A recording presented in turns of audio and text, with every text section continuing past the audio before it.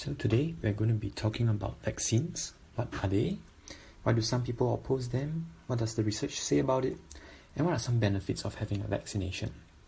So without further ado, let's begin.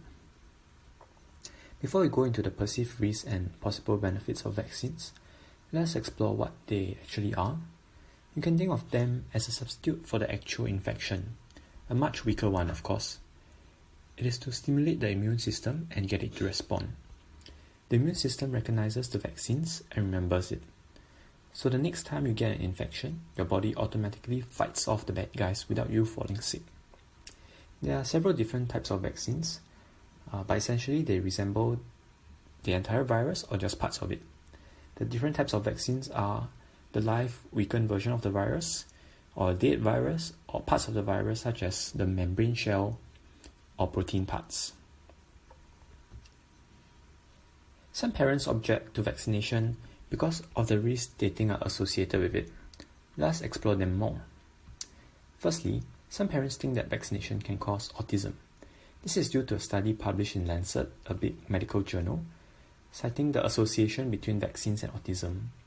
However, do note that this has subsequently been proven false and the doctor responsible was fired. It's a retrospective design, so it looks back, and correlation doesn't always equal to causation. There are also plenty of bias such as small sample size. Hence, when reading papers, we should be careful to fact-check it with other sources. Some people think vaccinations can overload our immune system. It's like the immune system might be too busy to keep up with so many vaccines. However, we should also realize that vaccines are not the actual viruses themselves, but just a small weakened part of it. Just enough to get it to stimulate our body to remember it, but not quite strong enough to cause any actual problems. Lastly, people think that vaccines may make you more susceptible to other infections. That is not true because vaccines do not weaken your immune system, but rather strengthen it. The benefits of vaccines can be seen on two levels, personal and community. On a personal level, vaccines can prevent you from getting the actual infection. Just think of polio, a devastating virus that caused strychnine paralysis. This poor gentleman here has his breathing muscles paralyzed. He has to live in this iron lung his entire life to help him breathe. On a community level, vaccines help to prevent the spread of diseases. You can think of it as being a shield.